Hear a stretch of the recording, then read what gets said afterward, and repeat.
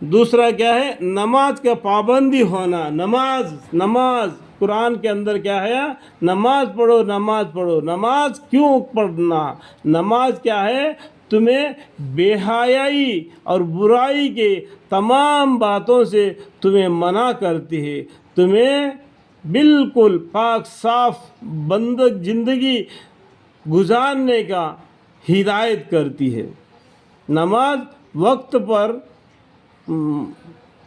پڑھنا مسلمانوں پر فرض ہے. نماز کا پابند ہونا، یعنی 50 وقت کی نماز ہے وہ 5 وقت کی نماز میں بنا دی گئی ہے. تم 5 وقت کی نماز پڑھو گے تو اللہ تعالیٰ تمہیں 50 وقت نماز پڑھنے کا ثواب عطا فرما دے گا. نماز کے بارے میں معلوم کر لینا. نماز اور کافر کے بیچ میں مسلمان اور کافر، دیکھو مسلمان اور کافر ان کے بیچ میں نماز ہی آڑ ہے. مسلمان اور کافر اس کے بیچ میں نماز آڑ ہے. جو نماز پڑھتا ہے وہ مسلمان ہے. ٹھیک ہے. نماز کا پابندی ہونا، اس کے آداب اور شرائط کا لحاظہ رکھتے ہوئے، یعنی اس کے آداب کیا ہے، ان کے واجب کیا ہے، فرض کیا ہے، سنت کیا ہے، نفل کیا ہے، اس کو جاننا. نماز کے خشوع اور خضوع کے ساتھ، یعنی دل دماغ کو ٹھنڈگی رکھ کے، اللہ مجھے دیکھ رہا ہے، یا تو میں اللہ کو دیکھ رہا ہوں یا اللہ مجھے دیکھ رہا ہے، اس طریقے سے اور خشوع خضوع کے ساتھ اس کو ادا کرنا نماز کو. اور ہر رکن میں خداوندی کریم کے عظمت اور بزرگی اور اپنے بندگی اور بیزارگی کا دھیان کرنا. ہمیشہ اللہ کا یاد میں، اللہ کے یاد میں، یعنی پورا دنیا کو چھوڑ کر مسجد میں چلے گیا تو میں نے کیا کیا؟ یہ دنیا کو پیچھے پھینک دیا. میں اللہ کو راضی کرنے کے لیے میں اللہ کے گھر میں آ گیا. تو اس وقت رکوع کرنا صحیح طریقے سے، اس میں کیا پڑھنا، سجدہ کرنا صحیح طریقے سے، اس میں کیا پڑھنا، تحیات میں اچھی طریقے سے بیٹھنا، اس میں کیا پڑھنا، پورے دل دماغ کو لگا کر نماز کو پابندی کرنا.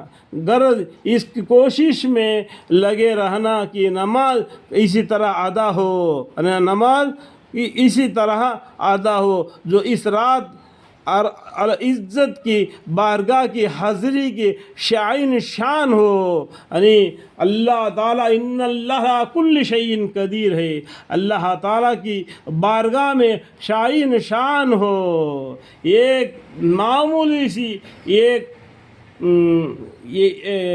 ایم آر ہو یا کلیکٹر ہو، اس کے پاس جانے کے لیے کس طریقے سے تم ٹھیک ٹھاک تیار ہو کے جاتا ہے، تو یہ تو حاکم اللہ ہے، حاکم الحاکمین ہے.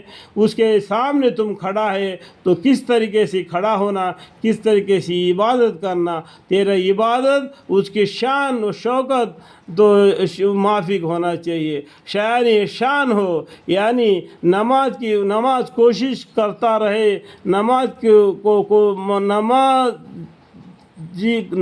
کی کوشش کرتا رہے اور حق تعالیٰ سے اس کی توفیق طلب کرے. اگر نماز کا طریقہ معلوم نہ ہو تو اس کو سیکھے اور نماز میں پڑھنے کے تمام چیزوں کو یاد کرے. نماز پڑھنا سیکھنا یہ بڑی شرمندگی کی بات ہے، یہ بولنے میں مجھے شرم آتا ہے.